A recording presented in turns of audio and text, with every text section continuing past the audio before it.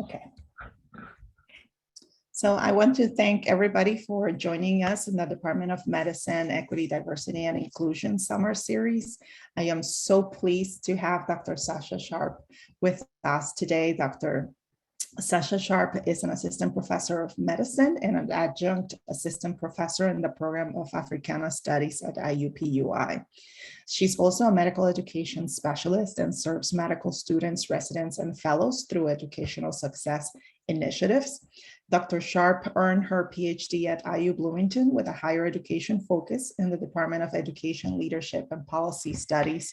She also has a master's in education and human development from the George Washington University. Her dissertation is titled A Dramaturgical Analysis of Black Women Graduate Students, Use of Social Media as a Space for Reclamation, Resistance, and Healing. Relatedly, Dr. Sharp's research interest includes social media use, retention, and success for underserved populations, specifically Black women and Black health equity. Notably, Dr. Sharp received Dissertation of the Year awards from AERA and AERA Research on Women in Education SIG. She's also the recipient of the Indiana University Building Bridges Award for her service to diversity, equity, and inclusion. She is also a Dexter Fellow. Because of the EDI Summer Series and today's attention to Black equity and Black graduate students, I want to also highlight that IUPUI acknowledges and honors the Miami, Delaware, Potawatomi, and Shawnee people whose ancestral homelands and resources Indiana University was built. We also acknowledge the displacement of a vibrant Black community in Indianapolis, where IU School of Medicine and IUPUI is currently located. So with that, I welcome Dr. Sharp, and she will be discussing today Black women, graduate students, and their social media use. Welcome, Dr. Sharp. Thank you so much. I want to thank you all for inviting me to present my work today. So this is going to be a little bit about my dissertation work, as well as some future projects. I actually have a plan that I listed out so you guys know, you all know what the order of things will be today. In lieu of that, I also want to share that because my work is around social media, I hear the voice of my chair who said, have fun, right? If I'm going to do work in this space that is underexplored, social media, why not have fun with it? So you're going to see a different type of presentation. It's going to have social media imagery. It's going to have memes. It's going to have GIFs. So hopefully we can have some fun here today. So a little bit about the plan.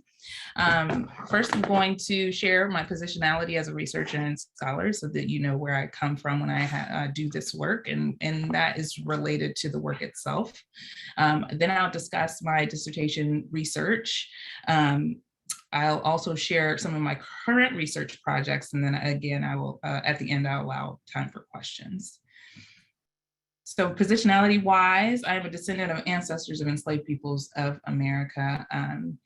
I think it's important to address that. There are a lot of different ethnicities of Blackness that exist in America. And so particularly, I refer to myself as Black, and with the understanding that I am American and my descendants were enslaved here. So when I say Black, I'm talking about both my ethnicity as well as my race.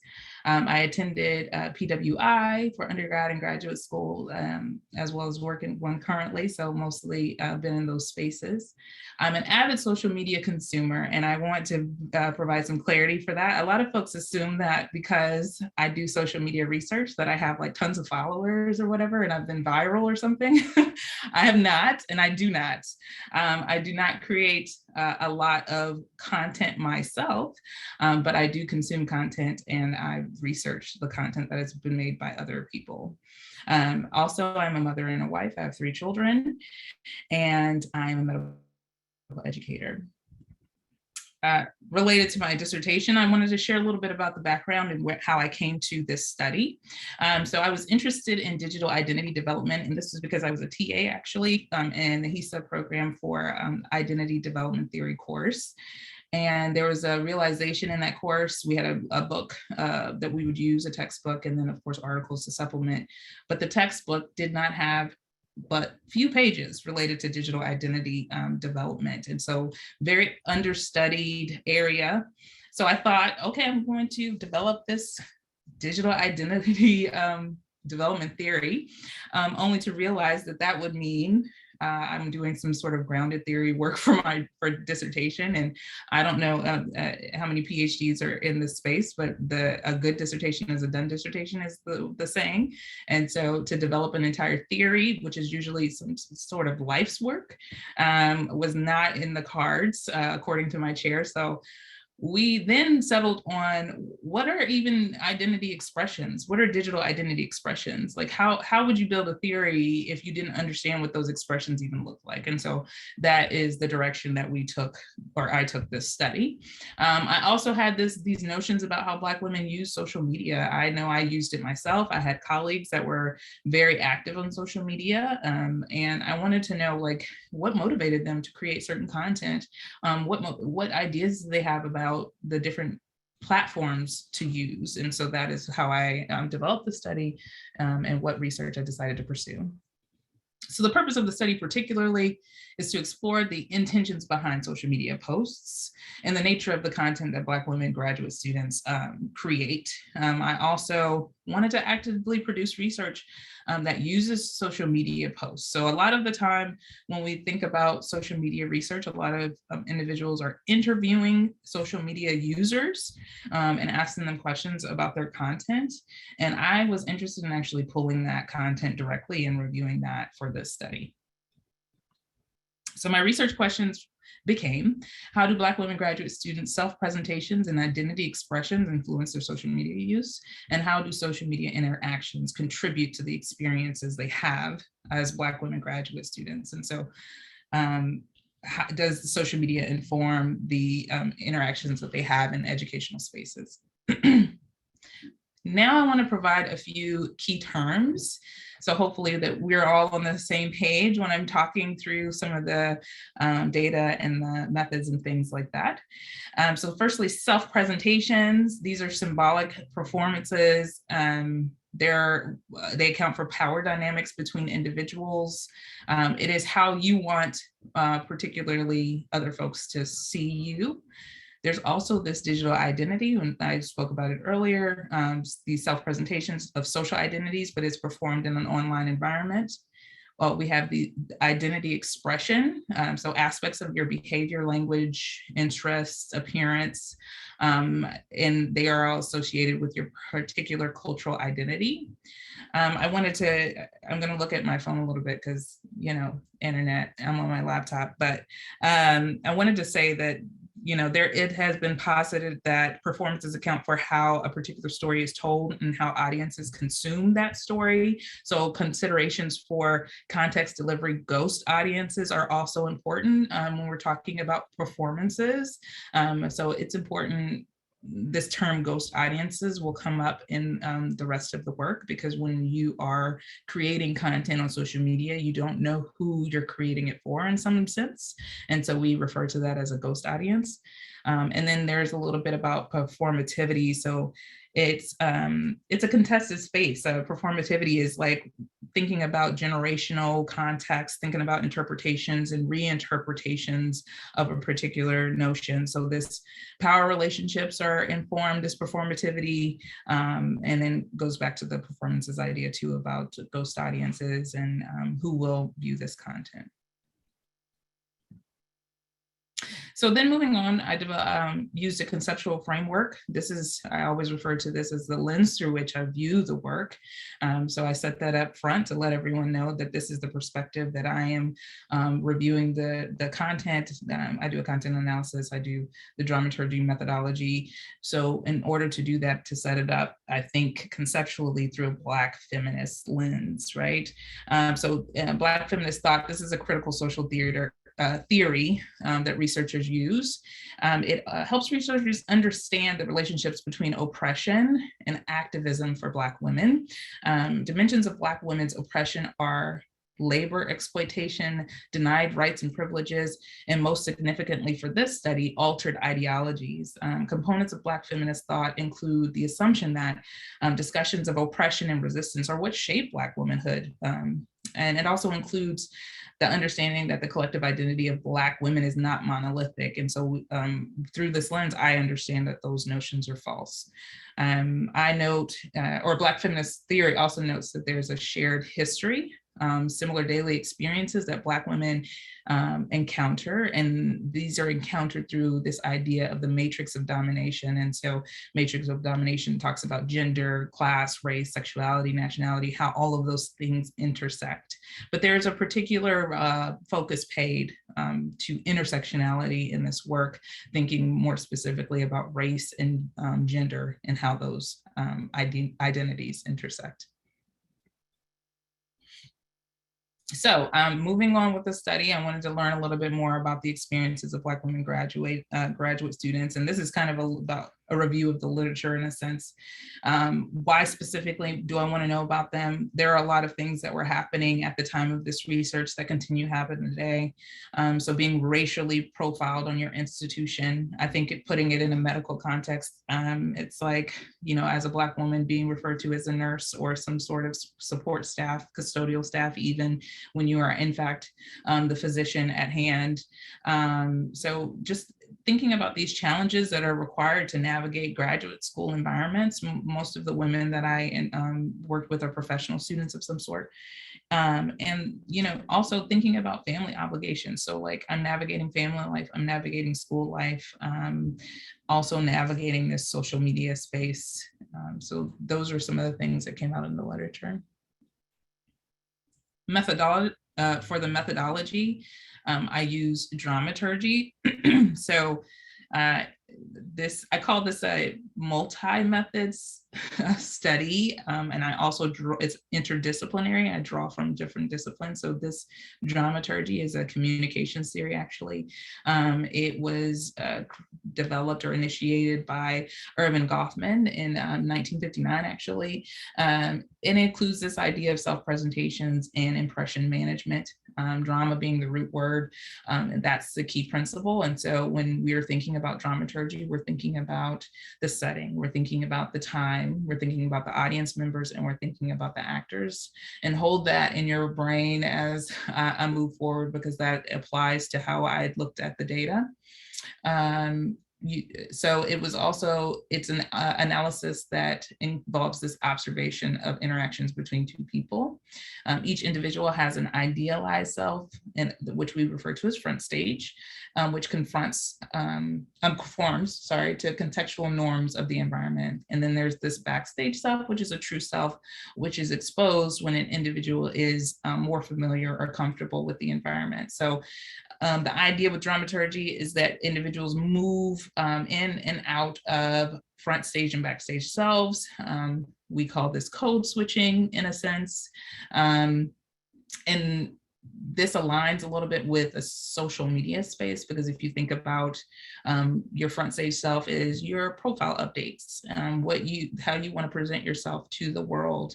But you also may go back into your backstage self when you're talking about a political issue or a family issue or something that you're really passionate about.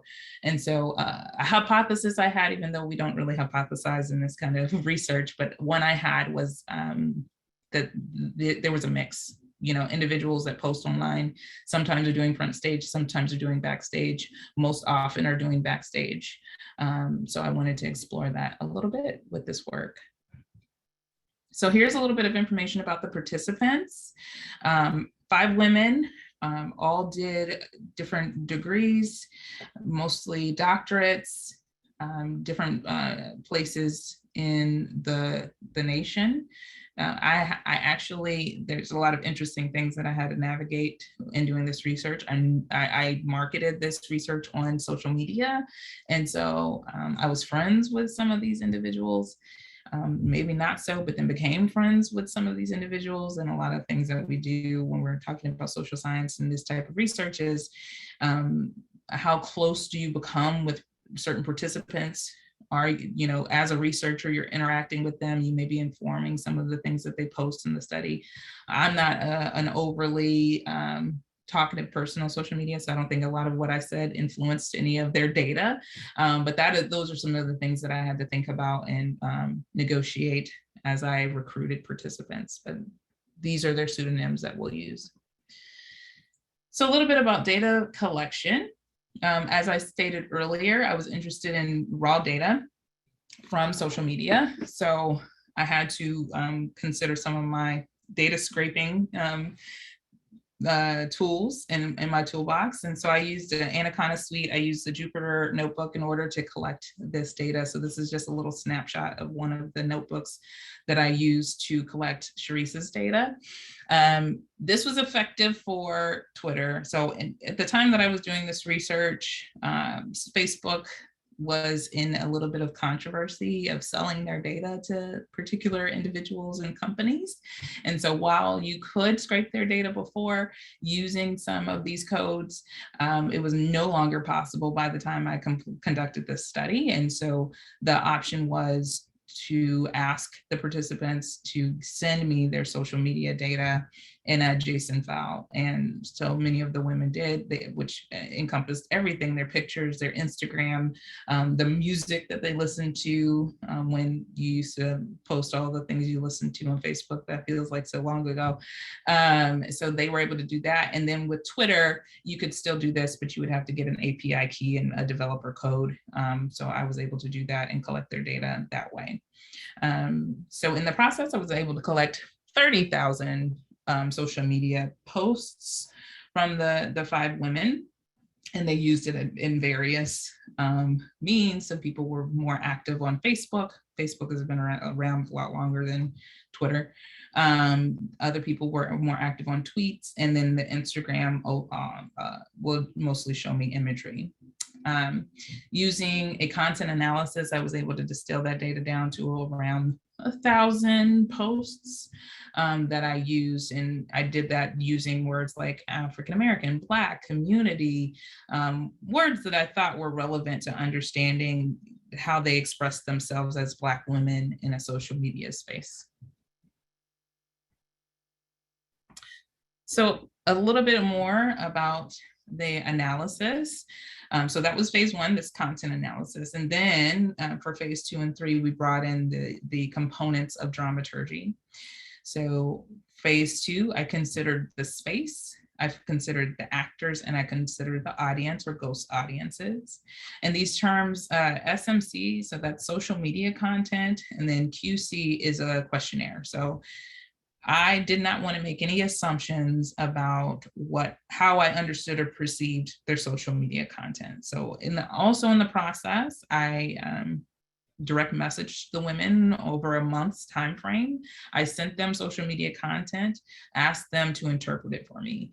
What did you mean by this? I'm thinking it's an expression of your identity. Is that true?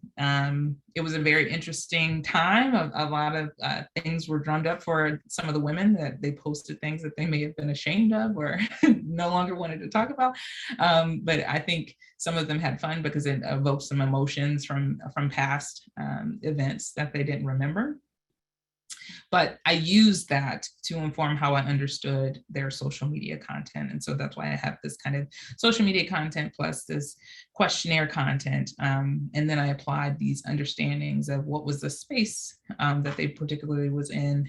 And that could refer to if they were telling me some notions about the environment with which they were in, was it in a school context or was it not?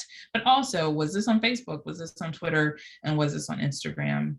And then this content curation between the platform maybe and the actor. And so of course my participants are the actors in this sense, and then the audiences. So how are they expressing themselves and managing their self-presentations for either audience members that they are aware they're speaking to directly. You know, think about how we use social media.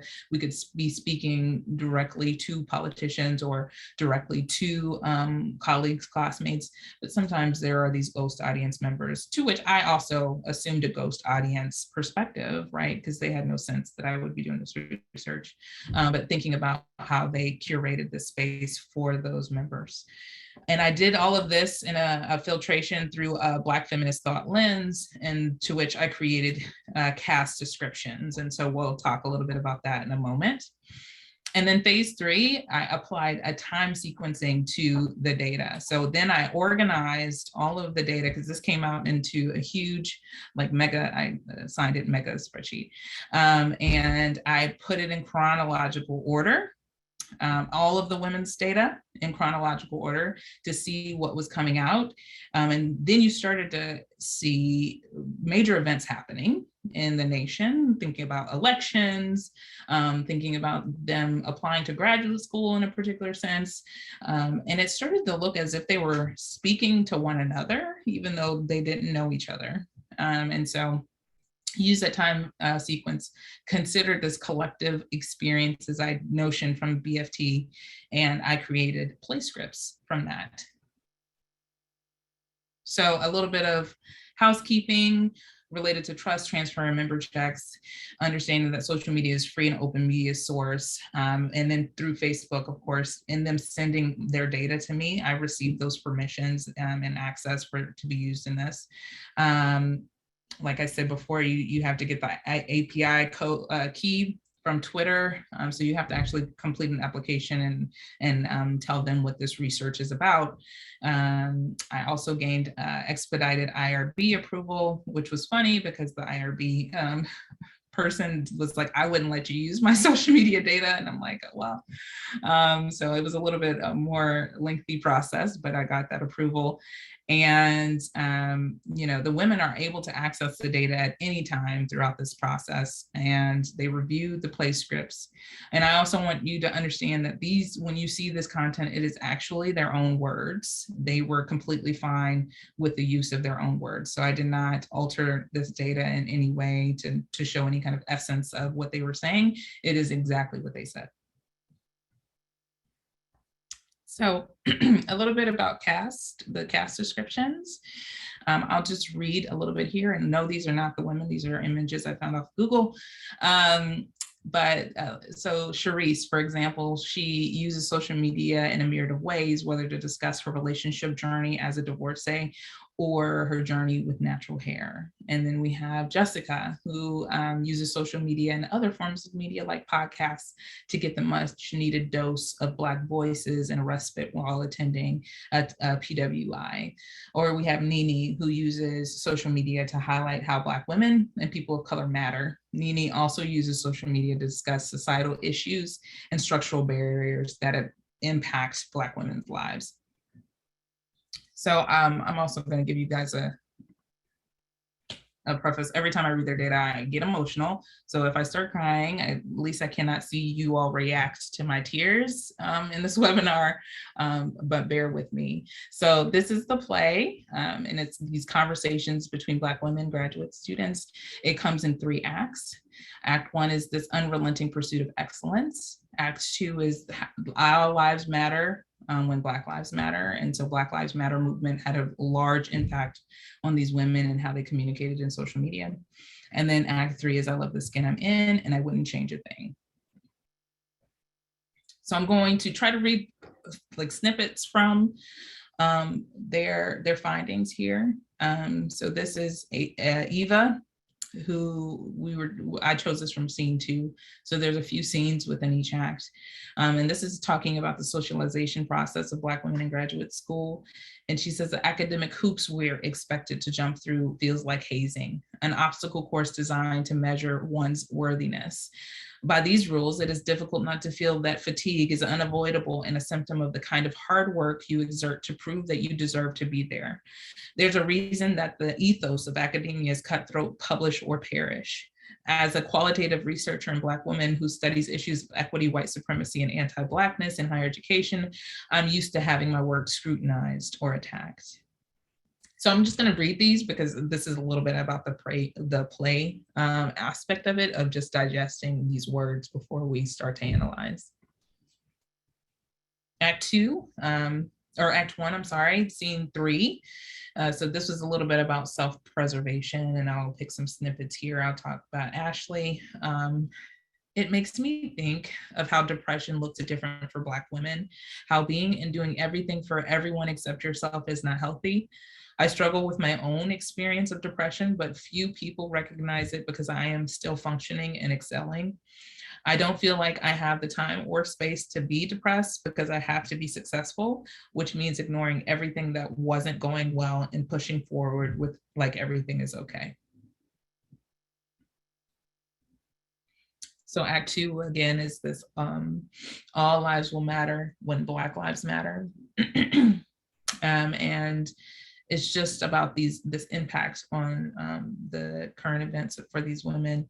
Cherie said, I read this news, and this was her Instagram post, and didn't realize that tears were running down my face. The harsh reality that we live in, it's not safe. What are we supposed to do? I know I have friends that are of the law, but this shit is scary. When I see the Black and white cars or the uniform, I don't think safe, I think death. Hashtag Grim Reaper. And then the final act, I believe, is about loving the skin that they're in. Hashtag melanin, hashtag my Black is beautiful. And Ashley says, as a first generation college student and graduate student, it is important to celebrate my achievements. I feel the need to share this image on social media. So this is her image, because I think it is important to show myself as a Black woman excelling in education. It's a nice positive image to counter some of the negative messages about Black people that are circulating through the social media. My caption was, my cup is full, meaning that my success is not simply my own making, but also through the grace of God. And Nini said, I say, celebrate the small victories. I feel that is important, especially as a person of color, because I think sometimes we forget that things we accomplish matter. I think we don't give ourselves enough credit. I feel it is necessary simply because there are so many other people of color on my social media timeline not giving themselves credit for the work that they do, including myself. Sometimes we just need to be reminded that we're doing well and we deserve happiness. So after putting these women in conversation with each other, I assessed 4 findings. And what I found is they're using social media as a space for reclamation, a space for resistance, and a space for healing. So considering reclamation, they often worked to reclaim what it means to be a Black woman. So again, thinking about Black feminist thought, thinking about how a Black woman's identity is not rooted in the oppression that they experience, but it goes beyond that. So they shared their values and they shared their beliefs and who they are doing this work for. They created positive self-definitions of Black womanhood. Almost, I know it's about reclamation, but I'm thinking about how we think about resiliency or grit these days. It's like you have to have those things because you're responding to a system that constantly oppresses you. And so I say almost to a detriment, right? They're creating these self-definitions, these positive ones, because they're trying to debunk or demystify some of the myths that are purported about Black women, and they feel the need to. They also conveyed agency because there are a lot of tropes, archetypes that are designed for folks that are not of Black women culture to understand Black women. And so A trope, for example, is like a mammification of a Black woman as caretaker. But these women showed agency in that they do take care of their families. They are concerned with their community. And while that may be viewed as a trope, they are doing it for reasons that are misunderstood. There was also a space for resistance. So the women highlighted negative experiences, which is a resistance strategy. A lot of time, if we think about, and I talk about some of this in the actual dissertation, but we talk about respectability politics. We talk about kind of keeping our heads down, don't ruffle too many feathers, just do what you need to do and push on. And as a resistance strategy, the women talked about, vented, if you will, and got validation around the negative experiences they were encountering in these higher education spaces. They also demonstrated civic engagement. And so we think about some of the actions in the Black Lives Matter movement and the commentary around that. And they just celebrated themselves as Black women, and that in itself is an act of resistance.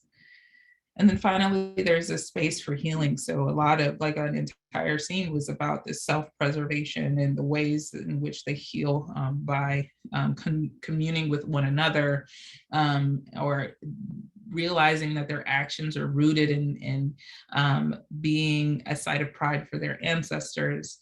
And they connected with their ancestry through spirituality in the past. And I say spirituality because not all of them were necessarily religious, but they had this spiritual component. So thinking about recommendations from my study particularly, I thought about how PWIs, and I don't know if I said what this is, but it's predominantly white institutions, should capitalize on social media as a space to support Black women graduate students.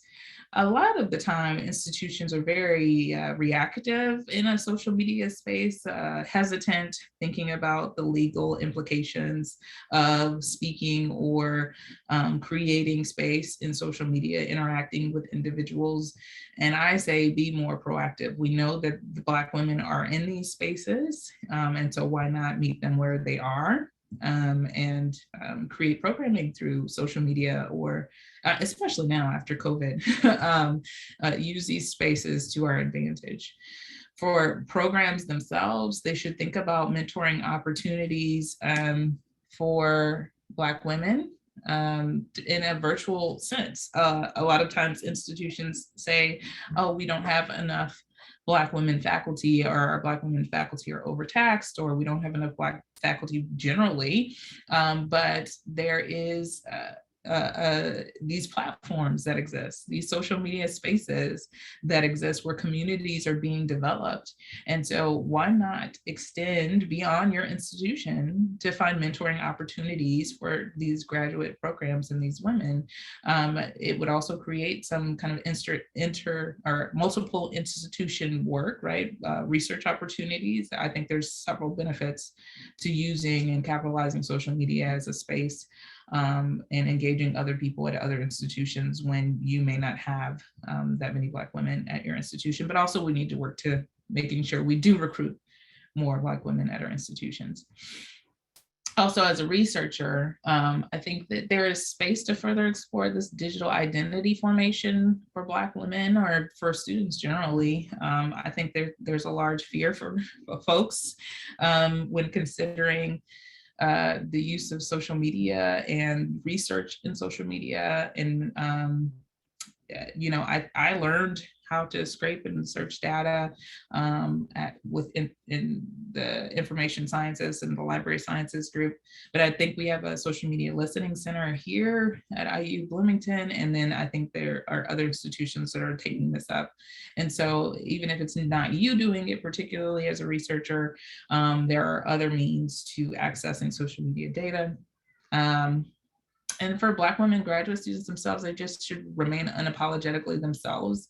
I know that there is a lot of research out right now about being authentic in particular spaces and if it's safe to do so. And I think it won't be safe until we make it safe And so I am a strong advocate of being yourself in these spaces.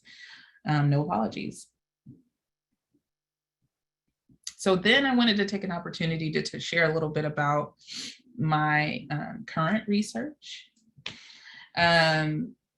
So given, oh, I saw Silk Book pop one, I'm not ready yet. So I just wanted to say the directions that I took given the findings of my dissertation study. So one of the first things that I did was created a virtual community for Black women and Latinas here. I use internal funding for that. And so this is a community space. It's rooted in medicine. So it's women that are interested in medicine, but we have medical students and we recruit residents. I haven't been able to get some, but so if anyone's interested, we're going into our second year of it. But this is a space for us to vent. It is not academically rooted. So while I do provide supports for academics, we give talks, we have community events, and it is really kind of thinking about, there's research around sister circles. There's also research in medicine thinking about like these communities, thinking about like cancer patients and different folks that are experiencing the same thing coming together and being able to talk through that. And so this is really what that virtual community is about. And of that, some research has been coming out. So we recently published in Frontier about a narrative review of Black women residents and medical students, finding that there's very little research on the topic of Black women in residents and medical students and their experiences. A lot of the research that exists is about Black women as patients. And so it's very rooted in this deficit orientation of which, you know, is founded and grounded, right? That the Black women experience high levels of obesity or, you know, blood pressure, high blood pressure, these different things. But it's like we are inundated with the issues that Black women face. And we're not really even talking about the experiences that maybe residents or medical students are having. And if we're not, then how are we going to make sure those experiences are getting better if they're not already there? So that's a little bit about that. We are working on a narrative review about Latinas in medicine currently. I also collected data from AAMC, the GQ data, because I found that the data doesn't disaggregate for Black women. They're always lumped into a URIM category, underrepresented in medicine. And so again, if we don't understand the intersectional experiences and the nuance of the Black woman experience, then there is no way that we can truly make a positive impact. So looking at that GQ data, we've started to focus in on some of the mistreatment that Black women are experiencing. And then recently I worked with Dr. Tucker Edmonds and Dr. Walker, a colleague of hers, and we did a Disrupting Misogynoir in Medicine workplace. And so this again is focused on Black women physicians and their experiences in the workplace. Beyond that, I have to complete this R&R. But I wrote a paper on Reclamation of Black Womanhood for the Journal of Qualitative Research, QSE. And so that is like fine edits. I think that that will be accepted because it was very small feedback. And then I'm working on a methodological paper about Black feminist dramaturgy. And so thinking about dramaturgy through this lens of Black feminism and how we can take up this work and do it in other places. So now I'm done, Dr. Soto, and open to questions. Thank you so much, Dr. Sharp. That was really, really great. And I'm very thankful that you were able to present this work today. I do have a couple of questions from the audience. I have a few of my own, but I will prioritize our audience here. So Dr. Alexander is asking, or her comment is, we have been seeing an increase of resistance posts from our URIM residents. While we want to support and validate the feelings of our residents, it directly counteracts the efforts we're taking to increase representational diversity because people see the posts and they inform their decisions to come or stay here. Any thoughts on this? This is a really good question, Dr. Alexander. And I'm actually feeling a little bit attacked on this one. No, I'm kidding. But it's true, as we obviously bring our authentic selves to social media, and obviously some of the battles that we have, it may impact also recruitment to our institutions. So any thoughts about this? And thank you again, Dr. Alexander. Yes, thank you, Dr. Alexander. I do have thoughts on this, and I probably expressed them to some folks. I think that a lot of institutions are doing this work on recruitment, which is great, but they're not doing the work in terms of retention.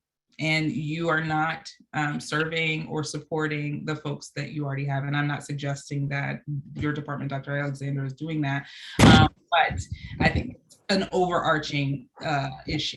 Right, we bring them in and then we potentially isolate them, or they are experiencing microaggressions, or they're having very challenging times and they're not supported in that. But then they are being sort of used as individuals that are meant to promote and further recruit. And ultimately, if I'm not having a positive experience, I'm not going to offer to bring individuals into the same space where I'm having that negative experience. And so I actually co-lead with the diversity office and at the Diversity Council. And we have shifted our mission to no longer so strongly focus on recruitment, but to focus on retention. Are we serving the individuals that are here? Are we validating their experiences? What is the climate currently like? If the folks that are here are happy, then the recruitment part will be seamless. It will be way easier, and it wouldn't be so much of a struggle, and we wouldn't have the concerns of, oh, maybe you're portraying us in a poor light. So that's my take. It makes total sense, Dr. Sharp. So I agree with you. And future Dr. Brown is asking a related question in relation to this. He asked, are there any recommendations you would have from the dissertation findings for institutions as it relates to engagement and retention of Black women? Yeah, so a little bit of what I was speaking about, again, the social media space is rife with engagement opportunities, and it doesn't have to be Twitter. So I think folks are thinking, oh, social media, then I have to be on Twitter, or I have to be on Facebook, or so on and so forth. But my virtual community is on Slack. It's a private community, and that still is engagement, that it still is a social media form, right? And so thinking about how can we go the distance to and engage other institutions and create different partnerships in a recruiting practice. I think getting more collaborative is another piece. I think a lot of this feels like competition in a sense. My kids don't care that I'm presenting and they're knocking on my door. I'm sorry. But how can we create and promote more collaboration across institutions and show medical students, whomever, residents, that they're of value? So I think that is the first step. Don't be fearful of social media. Yeah. Thank you. Thank you very much. I also have a couple of comments from individuals. And I'll give you a second to check on that door. Is that what you did? Okay. So I'll sing you praises if you want to check on the door. But Dr. Aronov comments on really wonderful work. Thank you for sharing it. And Dr. Karas is she's actually seeing more of the positive side of social media. So she says it is good to see that social media can be used for good. Tempting to give up on humans some days. Thank you for this work. Thank you. I do have a question in terms of how can then institutions reach out to Black women in medicine, especially along the lines of sense of belonging. For example, there was a recent study that talked about Black women in medicine finding their sense of belonging in social media and not so much at the institution they were in, and really using it as a forum for healing. So any thoughts on that in terms of institutional leaders and really maybe engaging or being part of increasing that sense of belonging? Yeah, I think it's interesting because it's, I don't know if I necessarily have an answer, but maybe I'll get around to one as I talk. But I think about the women that are participating in the virtual community, and there's so many of them having shared experiences and also having connections to other Black women at other institutions, right? So they had a circle of individuals that they applied to medical school with or were in medical school with if we're thinking about residency, and they were already forming these bonds, and they hold on to them. And either that's through a social media space or text messaging or whatever form, group me's, whatever form that you think of. And so maybe there's a way to kind of validate those spaces and highlight those spaces and uplift them. And, you know, I think that the sense of belonging idea is slightly, I'm trying to pull you away and make you feel as if you belong in this environment instead of just welcome, you know, like just taking you as you are, right? Yeah. You may not have attachments necessarily to this environment, but what is the root of what we're trying to get at with the sense of belonging? Because too, if we think about it, it's like if I'm a medical student, you want me to have a sense of belonging for 4 years, and then you're moving me off to to residency, and like I'm in constant transition, and just thinking about how this curriculum is developed. And so, you know, what is the goal of the sense of belonging? How about we move beyond that, accept that they are connected to whomever or wherever they're connected to, but what are we trying to really do? And so I think I understand the research around sense of belonging, and I know that there was a strong movement to doing it, but I think that there's something deeper that we're trying to access. And so supporting these women in whatever form and however they want to prefer to engage may be the best way about it. Did that get this? Yes, absolutely. Thank you. So here are a couple of more questions. Sometimes social media can be quite toxic. Has your research explored how social media might cause stress for Black women graduate students? And if so, how do Black women graduate students handle that? And I know you have done also some work with medical students. So I will yes. The next. It's definitely toxic. I'm actually doing some work around Susan Moore right now in discourse analysis on social media, and the vitriol is exhausting. And we, even as a research team, had to talk about how we're protecting ourselves from some of the content that we're reading. What I found interesting about the women is they curated the space in order to protect themselves. They made no room for negativity, and so very much used the features that are allotted to you, blocking people, you know, I'm not having these conversations, telling people this is what this profile is for, and I won't, you know, accept any of these different behaviors there. And so just using all of the social media tools afforded to them to not engage in negativity and make sure that it was a positive space is some of the work that they did. For me personally, like I said, you know, I have to do the same of like, okay, right now we were talking about the data. We were doing some research around Reddit posts and the comments that were being made about Dr. Susan Moore.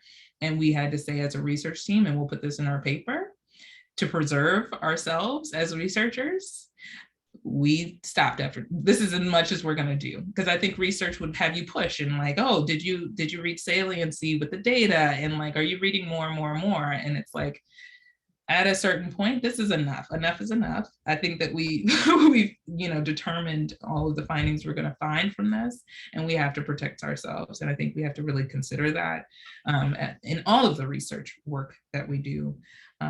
But yeah, I speak with my husband about this all the time. There's so much toxicity in social media, but there's so much beauty in it. Mm-hmm. And I think that we wouldn't have the advancements we have today without some of the social media. And so I try to remain positive when thinking about it. Thank you. I'm glad you still remain positive. Some days are better than others, right? Some days I just can't open it or look at it. One day it's self-preservation. Here's another question from Dr. Mehta asking, could social media platforms create mentorship opportunities for students, residents, and junior or early career faculty. I know we feel this way, but would you care to expand a little bit more on? Yes, I definitely think so. So, for example, Twitter communities right now is a space that I'm attempting to. The challenge that I'm finding is that residents and students and all of them think that they have no time, right? They don't feel like they have the space to engage with other people and just get some validation to just express themselves, to be authentically them. So so I think about my virtual community, and it's funny, I wanted to do a study on engagement, right? Because engagement looks completely different than it used to. I have this expectation that they're going to be like chatting all the time and they're going to be texting each other and stuff, and they don't. They use it about like I use Twitter, right? But it is a space that they know is there for them to express themselves and engage. And it's always going to be there. And that is what is beneficial to them, right?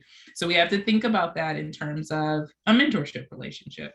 I know I have a mentor and I know I can count on them and they're always there. Am I always engaging with them? No. Right? Maybe I don't know what to say, or maybe this isn't the time and I need some space, and that self-preservation and keeping that space is more important right now. But it's there, right? So via Twitter, I created a community space for Black women and Latinas. People are joining and are there. Are they talking and chatting and doing all this stuff? No, not necessarily, but it exists. And so there are going to be ebbs and flows when you're thinking about how to support individuals. I think a major thing will be to make space for them to access that support. Because right now, I don't think that medical students or residents feel they have the space to do so. Yeah. Just so you know, I did put in the chats, and I don't know if everyone can see those, but I did put a link to some of your scholarship through Google Scholars. And then I also put the Twitter community for Black women and Latinas in medicine. I encourage you to be part of the group so we can get chatty. We also have some more props to you. Appreciate from Dr. Butt, appreciate your work and voice. I don't have any other questions remaining. Are there any last minute lessons or anything that any wisdom you want to impart to the group here? Yeah, I'll take it from like our work on social media, encouraging people to just get on the platform, maybe find a space that is meaningful to you.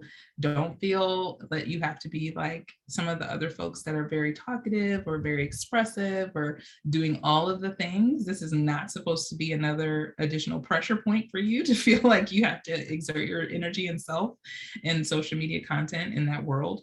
You do not have to be viral in social media, but there are a lot of opportunities there. And if we even think of beyond thinking about systems of support for Black women or mentoring opportunities, there are research opportunities. There are ways that you can connect with folks that are doing the same type of work as you and have, different institutions connecting on a particular research project.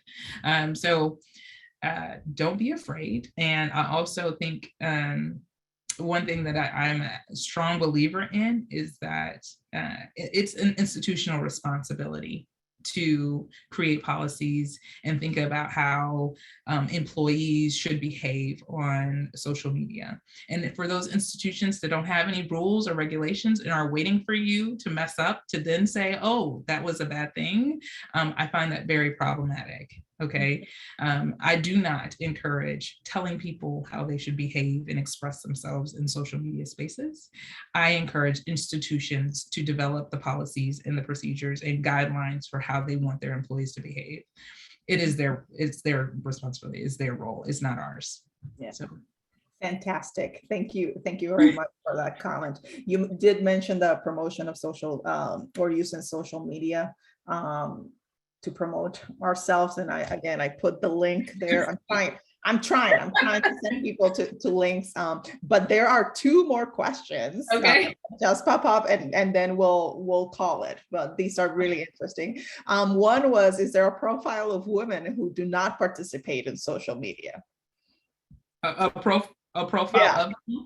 of women who do not participate in social media. I'm not sure I understand the question. I Like, should I like? What do they look like? I mean, I'm like, I don't know.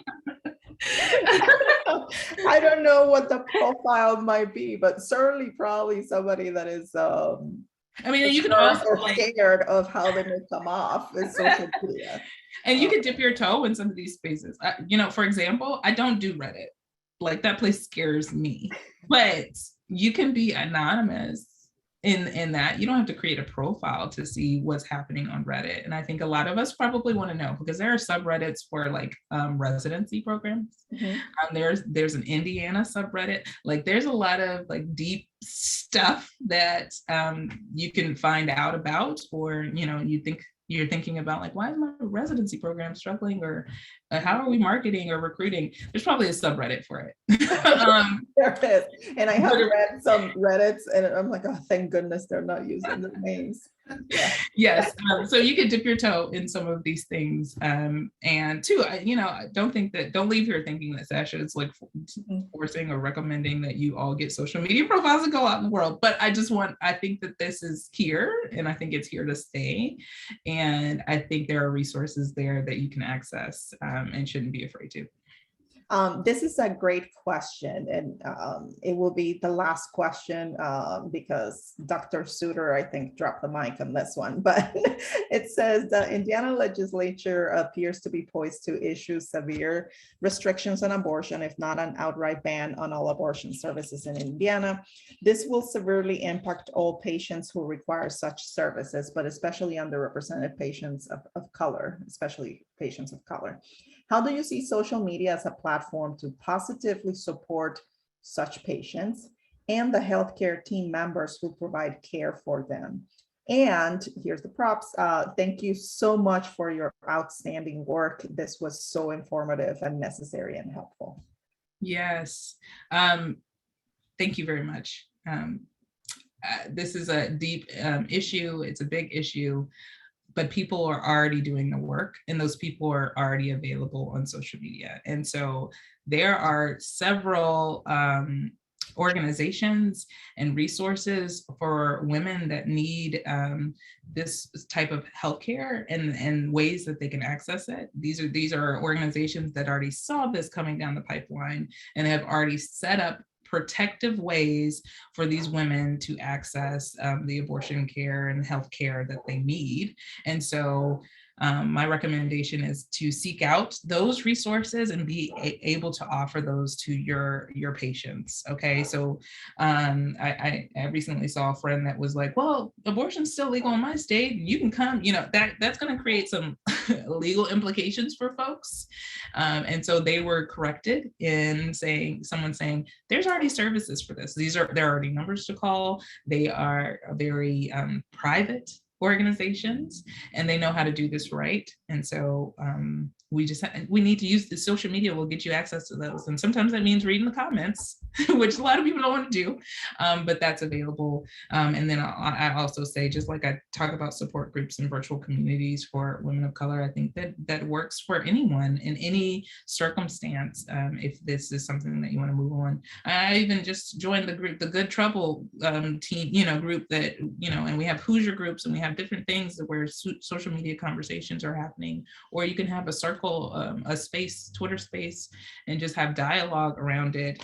And there's research that shows how meaningful that can be when you feel like you're not able to do anything or you're powerless. So. Well, thank you, Dr. Sharp. This was a fantastic session. I am proud to call you a friend and a colleague, and this is amazing work. Again, thank you for presenting today. And the next session is coming up here really soon. You're going to receive emails. So again, thank you. And for those that saw another panelist as Dr. Sasha Sharp. That was my research assistant. That was her research assistant sharing her panelist. But thank you, everyone, and have a great evening. Thank you all.